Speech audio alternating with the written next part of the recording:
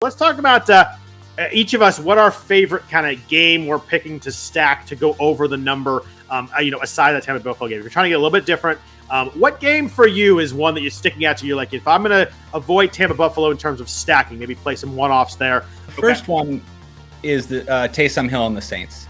Now, it's not my favorite because obviously it's not a very appealing game, the 43 total or whatever it's at now. But the matchup against the Jets is great, and the salaries in that game are great.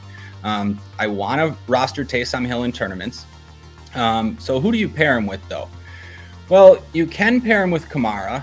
I don't think that many people will do that, though. One, because he hasn't been great with Kamara hasn't been great with Taysom in the past. So which receivers? Well, New Orleans waived Kenny Stills, and they have Deontay Harris out. So that helps without as many guys to eat up targets. I think Lil Jordan Humphrey, 3,200, makes a lot of sense. I think Traquan Smith will see the most targets. That'd be okay too. You don't have to pair Taysom with anyone, and you can just run it back with a jet. Elijah Moore, 12 targets again last week, 11 2 weeks before that. Corey Davis on the IR, Michael Carter on the IR, Tevin Coleman probably out. I mean, just all the targets are going to go to Moore again. So there's a lot of cheap plays in that game on both sides where you could just do a little mini stack and then say use the rest of the salary to maybe stack the Bills Tampa game without the quarterbacks. So I like that option. Now, as far as my favorite other game to stack, I think it would be the Chiefs-Raiders game. So the Chiefs, I don't think it's going to be that popular this week. And the Chiefs, they play at the third fastest neutral pace in the league. But when they have a 7-point lead or more, they play at the fastest pace in the league. And they're favored by 9.5 in this game. So the Chiefs are a team where if they get up, they keep playing fast and they keep throwing the ball. I think I have two that I like also. They're actually different than yours, so that works out really well. But I think the one that I'm really going to attack this week is the Cowboys at Washington. Dak Prescott's priced down a little bit. He's been struggling a little bit since the injury. Maybe like 3 or 5 games have been a little bit underneath what we expect. But he's 6,700 this week. I love pairing him with CeeDee Lamb. What I like about this game from a stacking aspect is the Cowboys are a mess at running back right now. Tony Pollard is a game-time decision. Ezekiel Elliott is clearly nowhere near 100%. So while Zeke's going to play, Pollard might play. Neither one's going to be at full strength. So I think we had a game where maybe they lean a little bit more on Dak to throw the ball.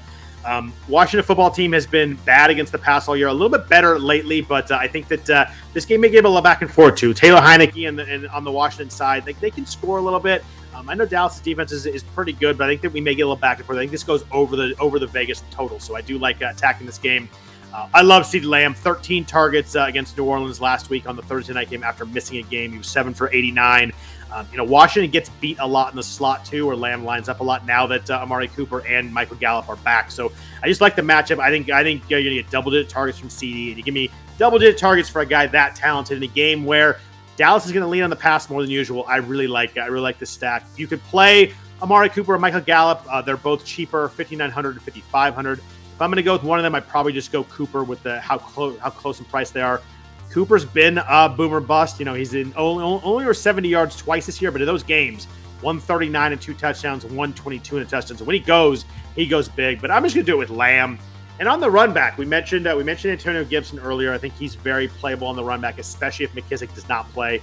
But I think that the way to get different in this is you come back with Terry McLaurin, who's overpriced, I think, at 7,000. But I like that from a tournament aspect. I don't think a lot of people are just going to go to him. He's been so up and down. But I think at 7,000, I think coming back in this game, if the game does get it back and forth, when McLaurin scores, he goes big. I think he has 4 games over 100 yards. He's scored in all 4 of those games. So he's boom or bust, but when he booms, it's actually a real upside boom. My other one I want to mention real quickly, and I'm going to get into some of the individual players here in a second, but I like Cincinnati and the 49ers to get a little bit spicy. The 49ers are really banged up at cornerback. Emmanuel Mosley's not playing. They were already bad at corner as it was. Now they're talking about a couple of rookies playing. Maybe Dante Johnson's going to play. They had to take Dominic Lenore out last week. So it's a mess. I don't think they can cover Jamar Chase and T. Higgins, so I think that The interesting thing here is Joe Mixon's questionable with his illness. If he doesn't play, I really like stacking this game. I like going, Burrow with either Chase or Higgins, coming back with either Ayuk. If Debo plays, you can come back with Debo, but either Ayuk or Kittle if Debo doesn't play.